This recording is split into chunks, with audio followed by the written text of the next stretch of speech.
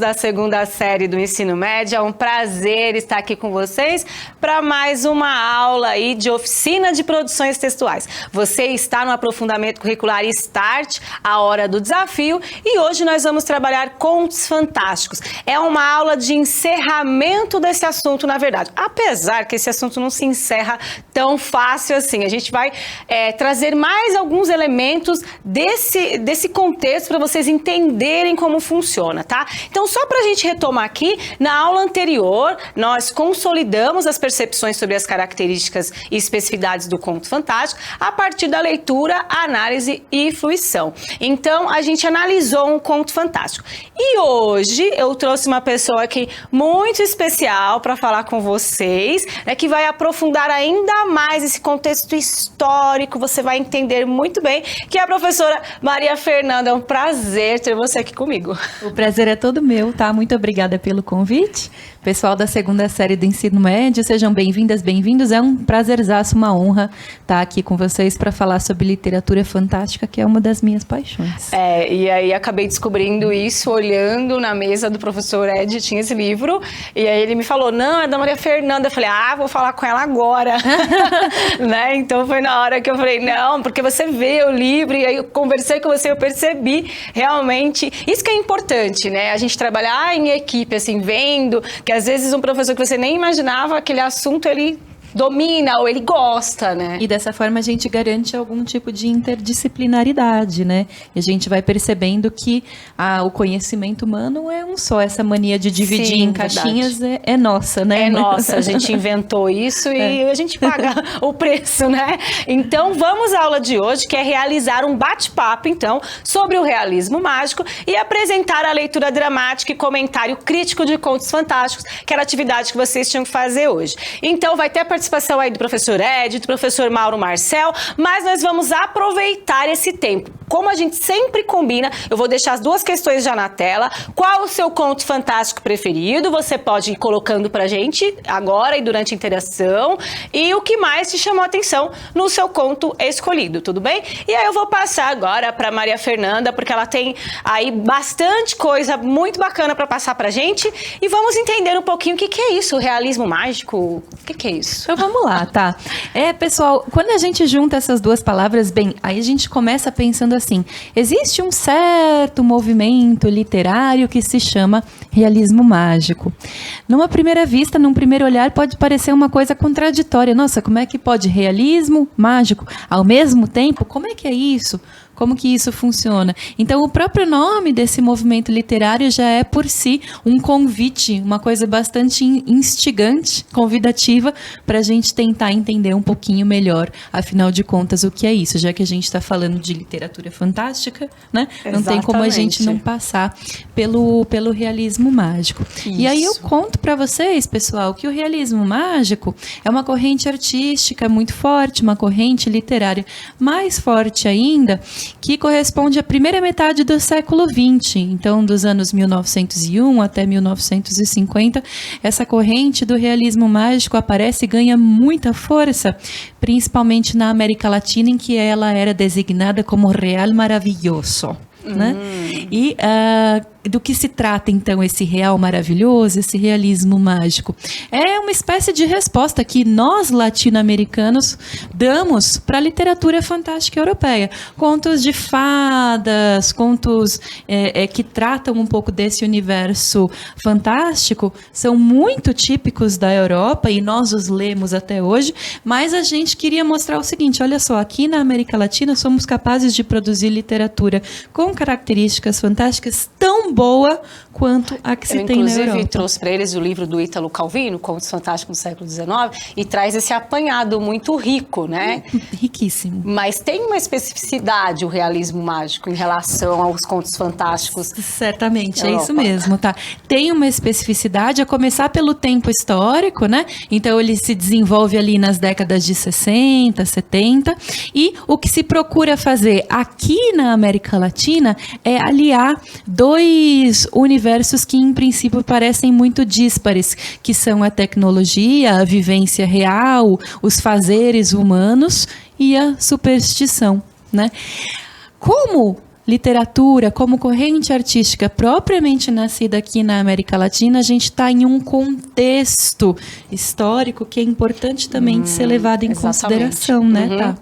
Então a gente tem aí o realismo mágico aparecendo primeiro como uma forma de reação à dominância da literatura fantástica pela Europa e também aqui no nosso contexto como uma forma de reação contra os regimes ditatoriais que nesse período aí da primeira, segunda metade do século XX, eles, assim, pululam, aparecem em toda a América Latina, em diferentes países. Aí a gente tem alguns exemplos: Brasil, Uruguai, Argentina, Chile, Peru, Bolívia, Guatemala, República Dominicana, Paraguai. Olha, um sem número de países que são tomados no decorrer do século XX por ditaduras absolutamente autoritárias e sangrentas.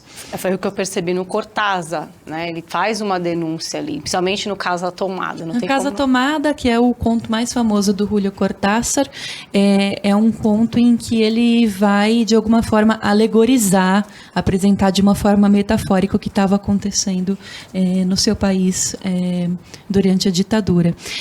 O importante, tá, eu acho, da gente ter em mente, quando a gente vai pensar sobre o realismo mágico, pessoal, é que esse realismo mágico, ele não é tanto lá nem cá, ele não é um realismo propriamente dito, mas ele não é pura fantasia também, propriamente dita. É uma história que se passa no nosso cotidiano, são contos que se passam no nosso cotidiano, mas que por isso não deixam de levar em consideração contexto histórico, contexto geográfico, contexto étnico, social, cultural, mas que, por outro lado, também lançam mão, né, de elementos para forjar uma realidade que ela é assim. Se por um lado ela é reconhecível, ela é esse mundo que a gente conhece, por outro, ela também está alterada por um imaginário, por elementos fantásticos. Então, dessa conjugação da realidade com os elementos fantásticos, sobrevém uma crítica enorme aos regimes ditatoriais. Exatamente. Agora, você falando assim, me chama a atenção, porque eu lembro que o professor Mauro, ele vai fazer uma apresentação sobre 100 anos de solidão.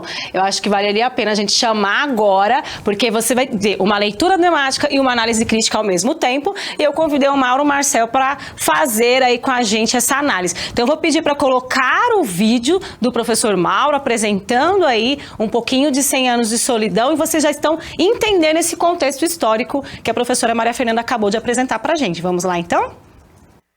Eu estou aqui em minhas mãos o livro do Gabriel Garcia Marques, 100 anos de solidão, que começa mais ou menos assim, numa tradução livre. Muitos anos depois, em frente ao pelotão de fuzilamento, o coronel Aureliano Buendia havia de recordar aquela tarde remota em que seu pai lhe levou para conhecer o gelo. Então ele já percebe que já de início o que se apresenta é um local tão distante, tão distante, tão distante, que uma pessoa à beira da morte se lembra de quando seu pai levou-o para conhecer o gelo, um lugar tão distante que a noção de gelo, de água gelada, água congelada, que não tinha chegado ainda, era desconhecida. Esta viagem maravilhosa pelos 100 anos de solidão, eu recomendo a todo mundo, porque a gente entra numa cidade, essa cidade distante que eu falei, onde o gelo não chegou ainda, a noção de gelo, a noção de tecnologia, a noção de controlar o tempo, a agricultura, construir uma cidade. Essa cidade chamada Macondo deu margem a toda uma linhagem de livros chamados de realismo mágicos ou realismos fantásticos compostos aqui na América Latina, que influenciou no Brasil escritores como Jorge Amado, Érico Veríssimo e tantos outros. O legal desse livro é que, bom, não é um conto, é um romance, e nele a gente espera de tudo e ao mesmo tempo tem um pé na realidade tão forte que a gente pensa, poxa, é possível. Porque o que acontece é que o realismo fantástico aqui na América Latina é um contraponto ao realismo naturalista, o realismo, vou chamar de realismo de verdade, de fato, europeu. Porque o nosso realismo aqui, hispano-americano, né, aqui da América Latina, ele tem um diferencial. O personagem, ele, quando fica muito velho, aqui nesse livro, por exemplo, ele se encosta e vira uma árvore. a outra personagem que ela vive louca pelos cantos, um belo dia ela alça voo e voa, sai voando para os lugares. Uma outra personagem, aliás, eu falo de outro personagem que é bem legal, irmãos gêmeos, que são trocados ao nascer, mas que a linhagem de nomes dá a eles a personalidade que eles têm, ou seja, o seu nome classifica, caracteriza a sua personalidade. Tem uma história muito bacana aqui também, nesse Cenas de Solidão, de um personagem que ele morre com tanto tiro, mas tanto tiro, que as pessoas passam pelo cemitério e sentem o cheiro da pólvora distante. Então o que acontece? Eu acho que esse livro, ele não é apenas um romance, ele é um apanhado de várias histórias que compõem o que é o processo de colonização, estruturação e desestruturação do que somos nós, a América Latina. Eu lembro que a primeira vez que eu me debrucei com essa obra, eu comecei a ler e eu falei, parei que nos primeiros capítulos já não consegui ler. Mas aí depois de uns 2 anos voltei nele e foi uma leitura fácil, tranquila e divertida, que quando eu terminei de ler o livro, eu voltei ao começo da obra, porque eu falei, não, eu quero de novo. Porque a cada página vão acontecendo coisas inimagináveis. Então, está aqui, recomendo a leitura dessa obra, Cenas de Solidão, e eu não me arrisco a interpretar nada do que está acontecendo neste texto, porque eu recomendo a você a autodescoberta e a descoberta dessa obra. Há tempos. Gabriel Garcia Marques, ele ganhou o Prêmio Nobel pela feitura deste livro. Então, é um texto que merece ser lido e que deu margem a uma geração chamada geração Macondo, ou seja, uma geração que se inspirou em Macondo, que se inspirou em Garcia Marques e construiu toda uma linhagem de outros livros em realismo fantásticos aqui na América Latina. Então, é isso. Falou! Eu acredito que só veio confirmar tudo que você disse, né, professora? Parece que vocês combinaram. Então, uma fala muito rica do professor Mauro. Exatamente. Então, aí, tá, a gente tem o professor Mauro trouxe aqui pra gente, se a gente puder pular para a próxima tela, ele trouxe um exemplo aqui pra gente do Gabriel Garcia Marques. Aí a gente vê ali, né, a assinatura dele, que é um representante do realismo mágico, um colombiano que deixa pra gente o 100 Anos de Solidão, o Amor nos Tempos do Cólera, né? Mas a gente tem diversos outros representantes, Alejandro Carpentier, Julio Cortázar, a gente falou de um conto dele, sim, né? Tá, o Casa Tomada. Jorge Luis Borges, também um argentino que, nossa, foi um verdadeiro mestre do realismo mágico. As obras do Borges te levam para uma dimensão que não é propriamente essa em que a gente está, e quando você termina precisa voltar um pouquinho, fazer um exercício de voltar para a realidade. E o professor Mauro cantou a bola pra gente de que no Brasil aqui também tivemos excelentes representantes do realismo mágico. Eu apresentei o Murilo Rubião aqui no Brasil. Murilo Rubião, né? Então, o Murilo Rubião, o conto mais famoso dele, o Ex-Mágico, é precisamente a história de um homem absolutamente comum, um funcionário público que certo dia descobre que consegue tirar um leão do seu bolso, né? Ele trabalha muito com bichos, né? Tem um coelhinho também que eu trouxe aqui pra ele. Isso, as bestas, elas fazem parte do realismo mágico. Durante a Idade Média, a palavra besta era usada para designar qualquer animal, só mais contemporaneamente que a gente usa besta como sinônimo de muito, muito selvagem, né? Enfim. É algo assim amaldiçoado, né? Mas a gente tem, por exemplo, os bestiários que foram produzidos por vários dos autores do realismo mágico, né? Então, o animal, a figura do animal é muito forte nessa corrente. É muito forte. E a gente trabalhou... Eu trouxe aqui a Luísa Azevedo, na aula passada, Demônios, e mostrando toda essa lógica. E o importante é perceber que no realismo mágico, a questão histórica influenciou muito na escrita, trouxe uma temperada aí nos contos fantásticos, né? Seguramente.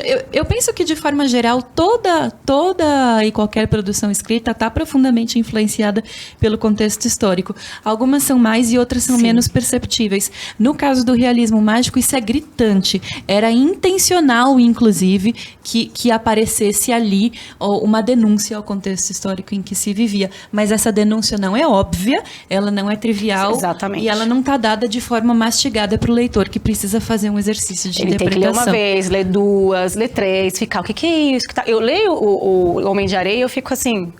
uns 10, não, às vezes 1 hora parada para tentar entender, porque é profundo. E o Cortázar é extremamente profundo, enfim, Cem Anos de Solidão, como foi apresentado aqui, né?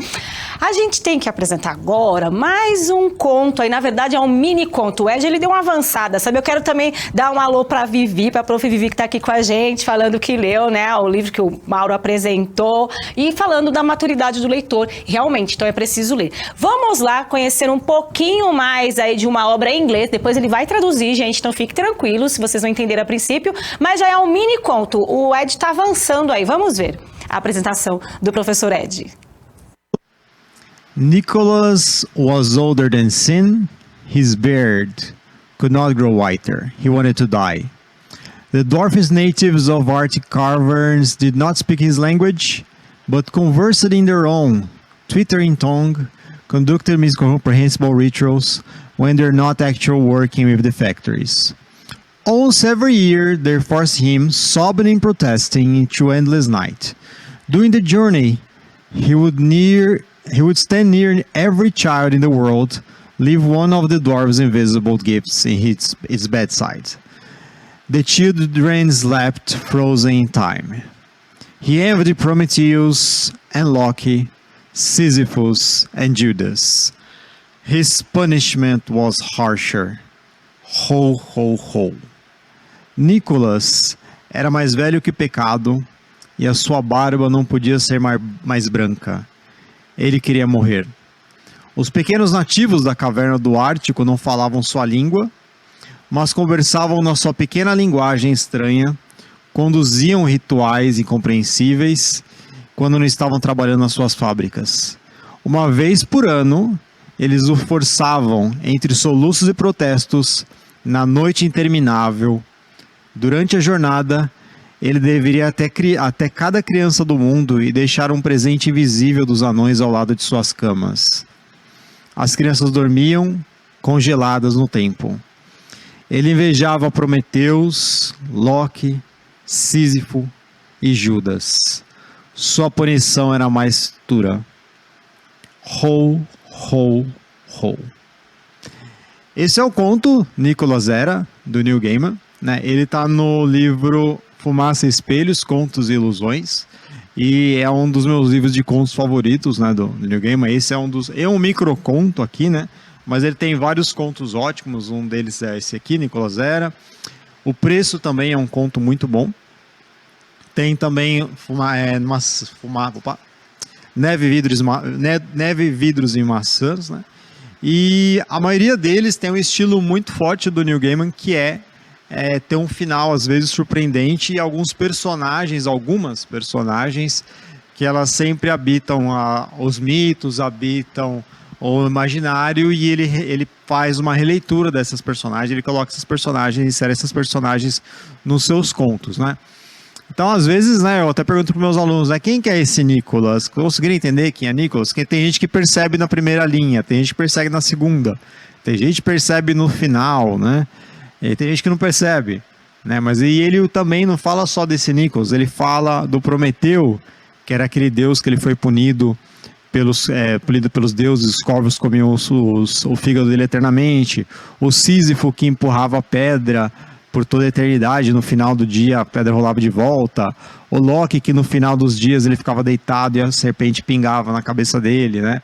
E o Judas que na Divina Comédia está sendo lá mascado pelo diabo. Então, ele usa outras figuras, as figuras mitológicas, para usar nos seus contos, né? E então, por isso, um estilo do Neil Gaiman é esse de você sempre retratar. Então a gente trabalha muito com a questão que a gente chama de intertextualidade, que é a gente entender as referências, né? Sempre vai ter alguma referência aí no Neil Gaiman, então você precisa ali ativar aquele seu repertório, aquelas leituras que você fez antes, os filmes que você já viu, para que você consiga entender melhor o estilo do autor. Então ele faz muitas releituras dos clássicos, né? E ele transforma alguns personagens, né? Então o Troll, ele aparece também num conto dele, e vários personagens vão aparecendo aí. Então é isso, leiam aqui o Fumaça, Espelhos, Contos e Ilusões, do Neil Gaiman.